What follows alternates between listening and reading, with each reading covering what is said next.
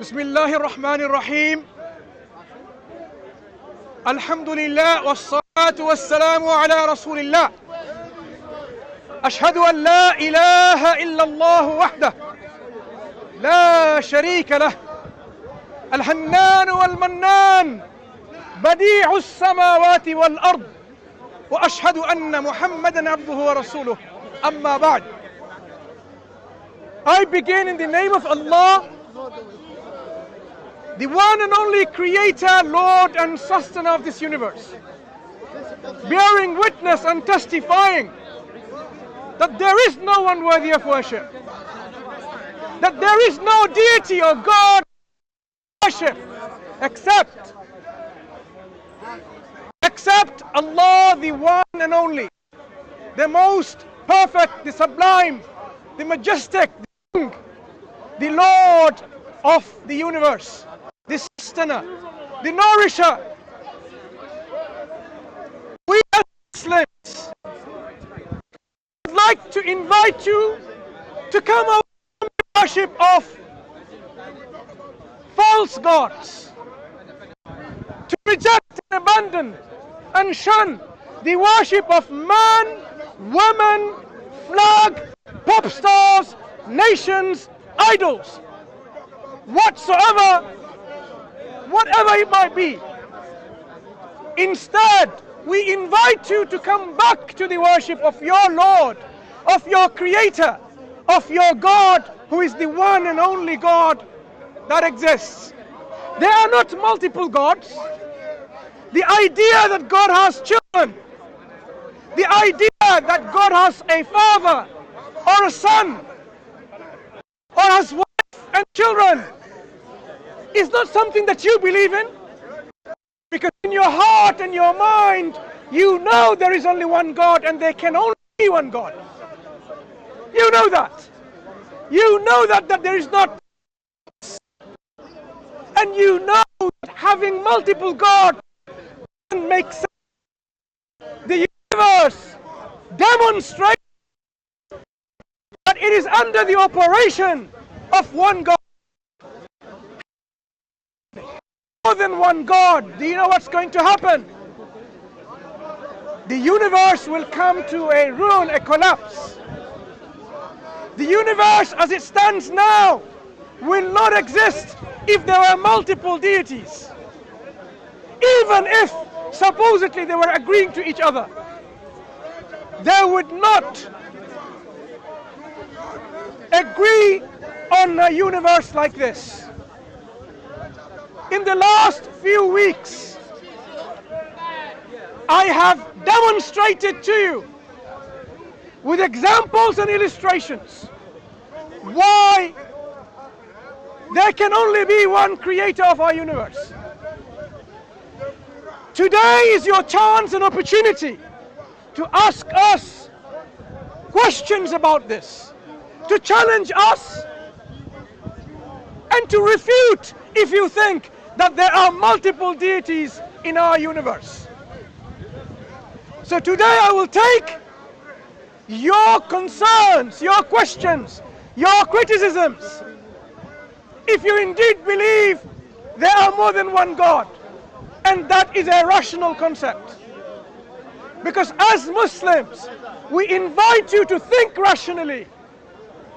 We invite you to think with your intellect, reason with your intellect, and come to the realization that there are no other choice but to submit and surrender your will to the will of only one Creator. That is the message number one. The second message that I'm going to talk about is the youth culture. Is how it is becoming a challenge for us to deal with the youth. Today, youth have a 5-second attention span. Did you know that? Yes. I'm going to talk about Generation Z or Generation Z or the TikTok generation, and what this generation is making us rethink our stance with our youth in our societies. How many of you know about Generation Z or Generation Z? Anyone? A few. How many of you understand what this Generation Z stands for in terms of their beliefs, ideologies, in terms of their character traits? Do you know there are 3 essential character traits of this generation? Those of you who do not understand this demographic or cohort-based analysis of generations, from about 1996, those who were born after that, these are the Generation Z. The Generation Alpha that precedes that is about from 2006 onwards. So we are dealing with youth, their prime, who are Generation Z, which came after the Millennials and the Generation X. How many of you have TikTok or know about TikTok? Generation Z, 60% or more of them are consumers, users of TikTok. 2/3. So immediately you realize we are talking about a generation of youth, a youth culture, in which 2/3 of them, they consume TikTok, they use TikTok. I didn't know about TikTok until very recently. But it is essential for us to know, what is this social media? You've heard about Instagrams and Snapchats. You use WhatsApp, Facebook and YouTube, don't you? Those of you Asians, you use WhatsApp to call abroad because it's free. That's how you use it most. Those of you who want to connect with your friends and want to authenticate yourself, your identity, you write on Facebook. Those you want to share your authentic expression, you go into Snapchat and Instagrams, right?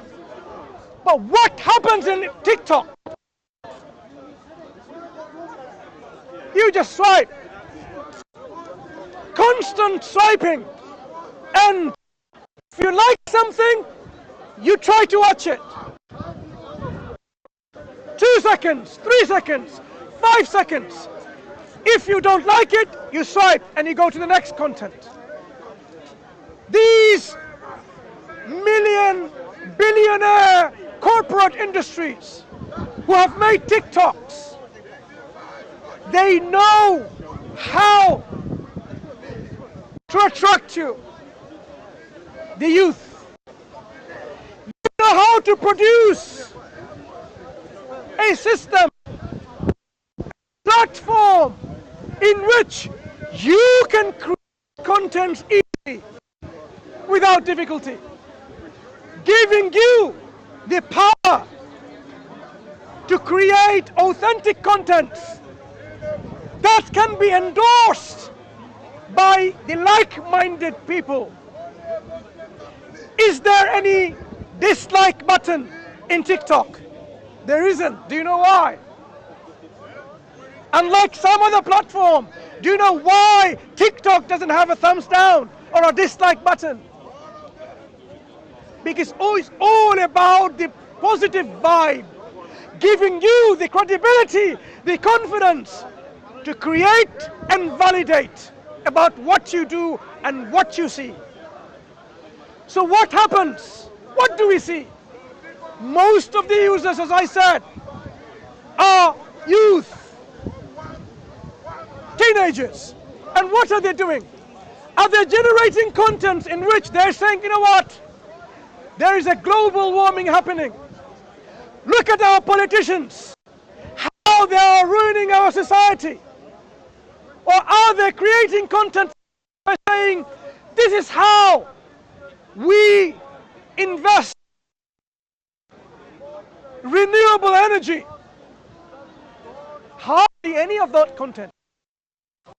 They have that feeling within them that this is how we change of contents are they producing? Trying to be as naked as possible and show yourself to the world, and your friends or people that you didn't even know, they like it, they love it. And then you see 500,000 people liked your semi-nakedness. What does that do to you? It gives you validation, and you think this 500,000 people or 1 million people, they don't think what I'm doing is stupid or wrong or sinful. They like it. So you build up your confidence and you generate credibility, and that gives you the impetus, this stimulus to produce even more. So you put on your leather bikinis, whatever, and G-strings, whatever, to produce more contents so people can like more. That's what teenage girls are doing. The boys too. These are what it has become, to the level where it's all about you unknowingly, the exploitation of your sexuality. Yet you don't even realize that as a youth, because you are driven all these hormones and chemicals running through your body, and you feel, wow, look at that. People love my body, my dress. That's what you think, right? People love the way you are acting or behaving and so on. And you do silly things as well, and people laugh and like. Things which are silly, 500,000 likes. It gives you the validation to do even more silly things.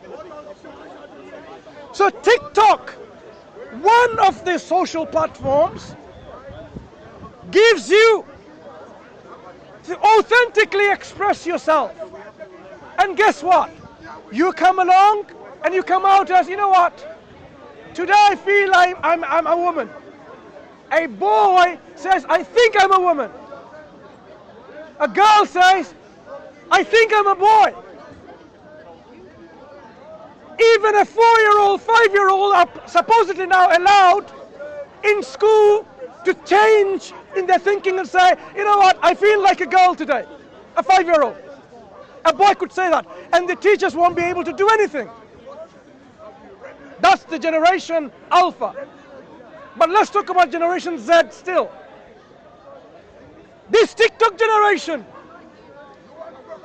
they can authentically express themselves, and they feel happy because other people are validating them. And the other people, they get motivated by them too, and they start producing contents. I said, there are essential characteristics.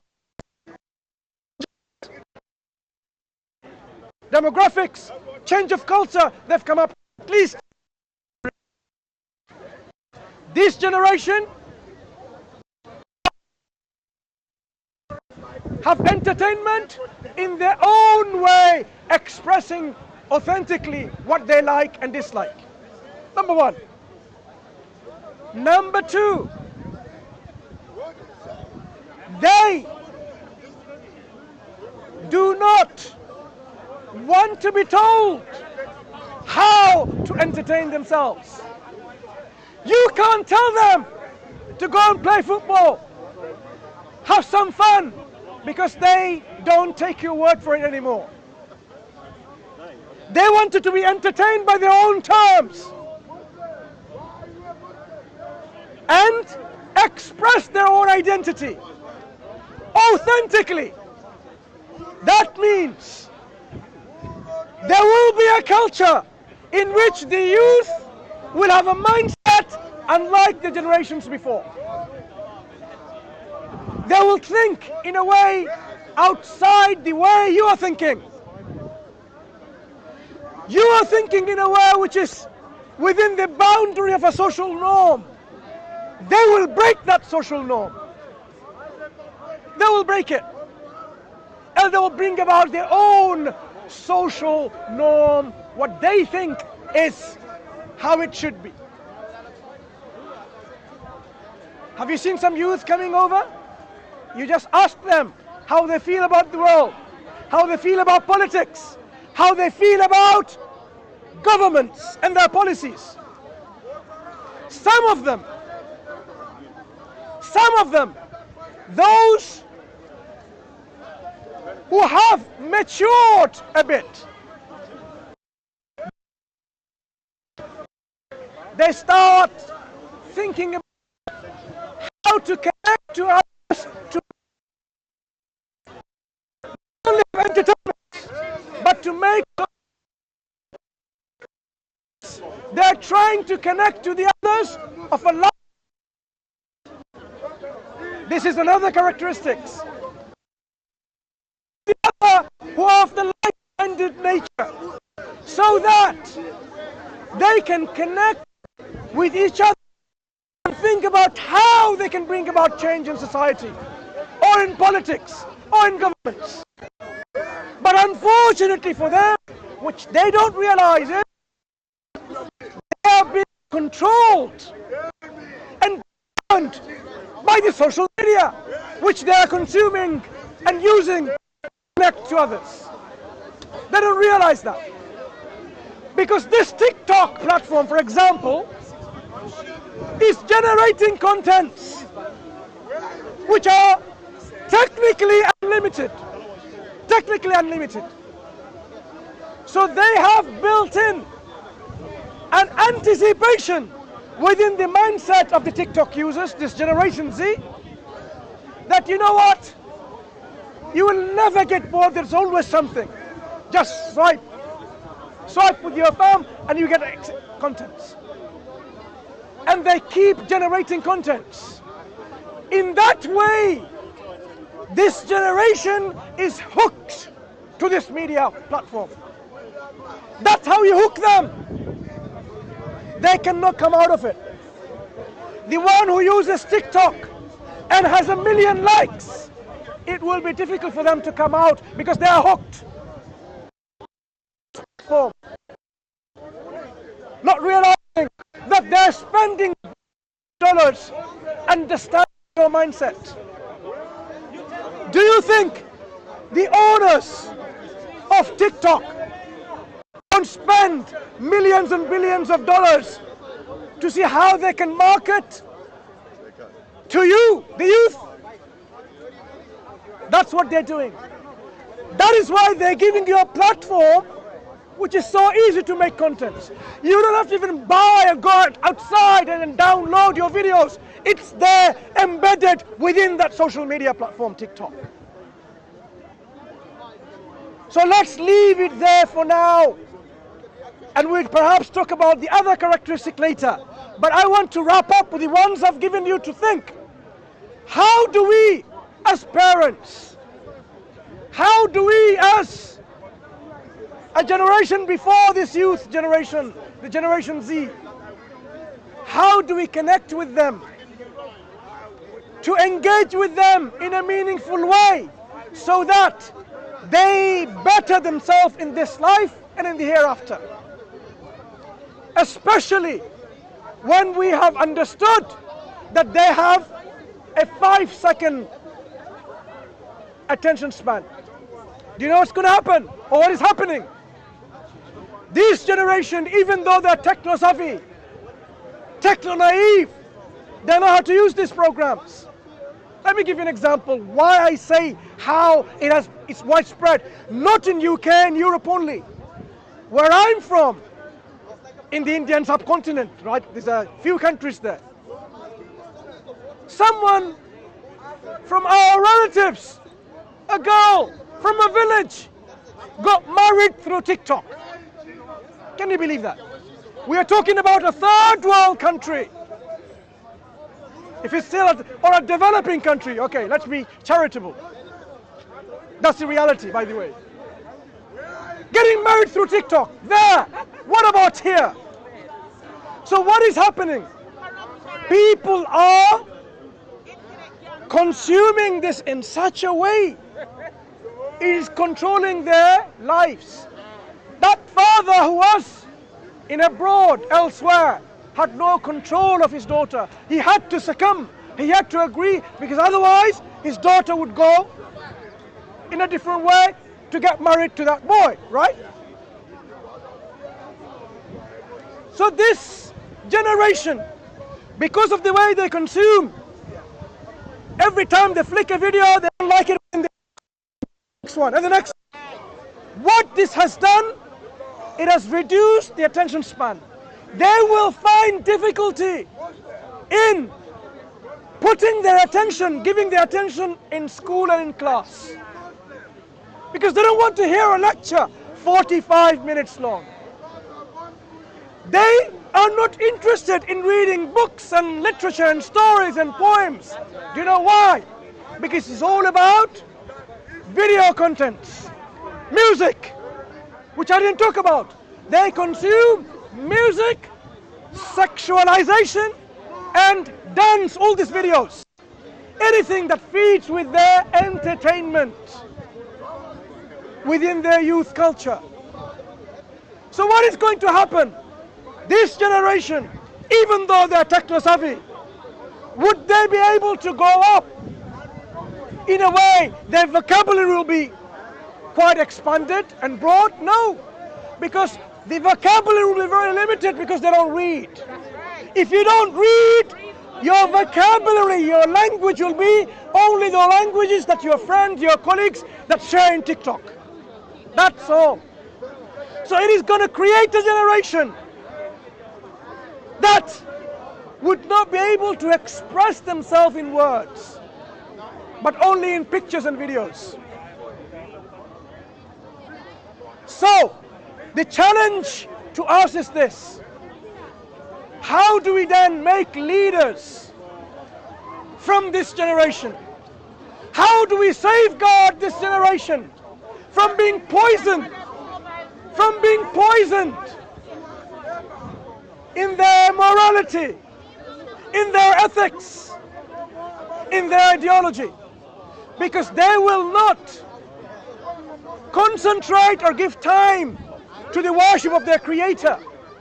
They would rather be focusing on the worship of their own self, their own ego, the entertainment.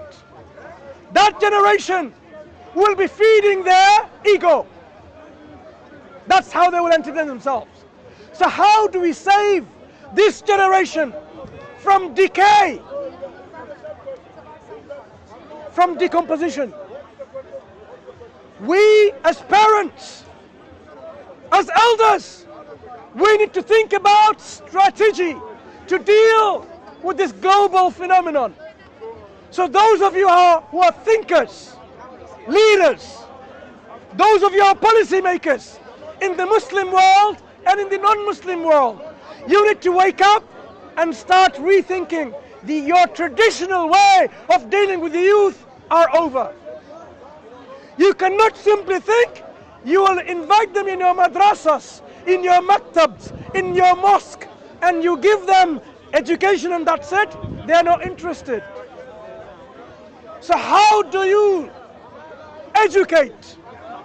How do you Islamically build the personality of this youth to save themselves from the decomposition and decay, ethically, morally, ideologically, and save themselves from the hellfire? How do you deal with them? Number one, all you leaders and policymakers, all you educators, number one is to know this generation and their characteristics. And I've only shared you 1.5 of their characteristics today. Number two, understand what these characteristics means to the youth. The good news is they still value friendship and family ties. Alhamdulillah. This generation still, because the way they're connecting to themselves is through friends. But they still feel and they say that we love our families and care for our families. they still have a connection with the families. So we are not at a total loss in how we engage with them, because they still love the families. So this TikTok generation, this generation Z or Z, still value family ties and family bonds. That means we still have a chance to connect and engage with them. How do you do that? By reprimanding them and telling them off? It's not going to work. It will drive them away from you. You need to be friendly. You need to befriend these youth, your sons and your daughters. And be in their shoes and say, look, I understand what you're going through. Let's talk about it. Only then, they will then have confidence and trust with you. If you do not have this trust between you two, they will not listen to you. So ya shuyukh of the Muslim world, you need to devise curriculum, education curriculum, not the dars nizami that you had for last 300 years, but taking into account al-waqi', the reality of today. Because these youths are not only getting support from social media, they're getting support from the secular liberal individuals who are constantly encouraging and constantly supporting them to be what they think they should be. Even if they think that there is no God, they are being helped and supported in that cause. So we have to understand what and how we can deal with secular liberalism and atheism, because that's what's driving this culture. This culture in the youth is not driven by the religious people, because the religious people would not want the destruction. And what do I mean by destruction?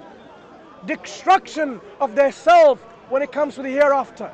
Because on the hereafter, the only people who are saved from the punishment are the ones who are grateful to their Creator.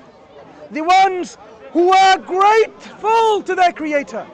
But this generation is at a danger of being ungrateful to their Creator, as we are seeing. So, I want to leave with these thoughts. And you as leaders, you as policymakers, you who are in the pedagogy business, in education, you take the next step and you start devising curriculum, strategy to deal with the onslaught on our youth today, so that we can save this generation Z and we can build the next generation Alpha and mold them in a personality in which not only they will be successful in this life, but they will be successful in the hereafter. أقول قولي هذا وأستغفر الله ولكم. السلام عليكم ورحمة الله وبركاته. I thank you all for listening. May Allah, our Creator, give us the ability to understand what is going on in today's world, and then give us the ability to make changes accordingly. Those of you who have now questions to ask on the topic that I discussed, you're more than welcome to ask, bringing the topic that I touched upon first, about worshipping none but the one and only Creator. And then we move into TikTok generation. Any questions from anyone?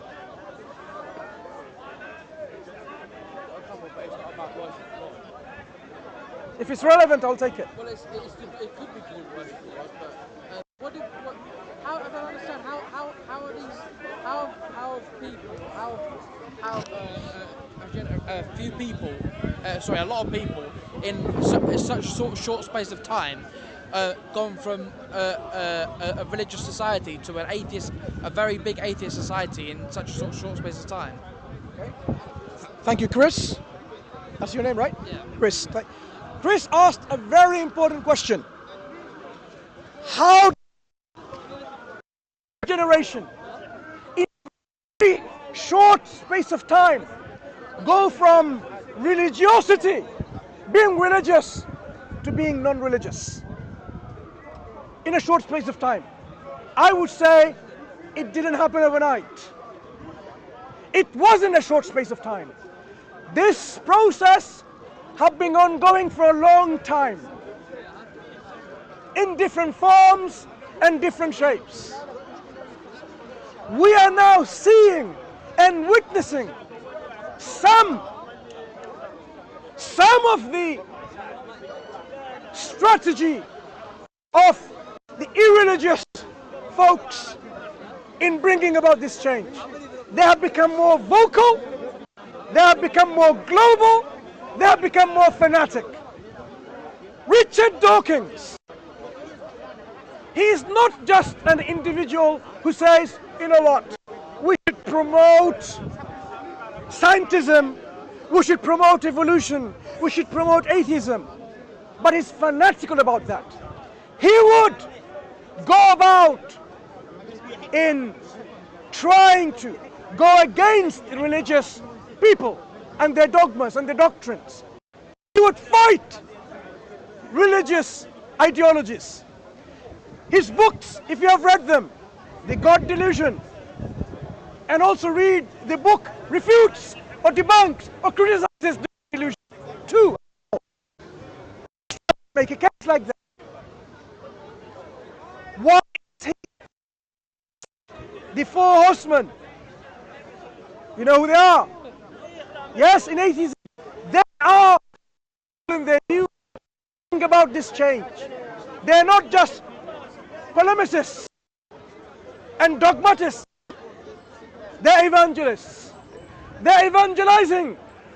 And because of the evangelism, because of the support by certain liberal nation state, they are gaining this momentum. And that is why this generation has become in the way they are now compared to how they were before. I hope that answers your question. Any others?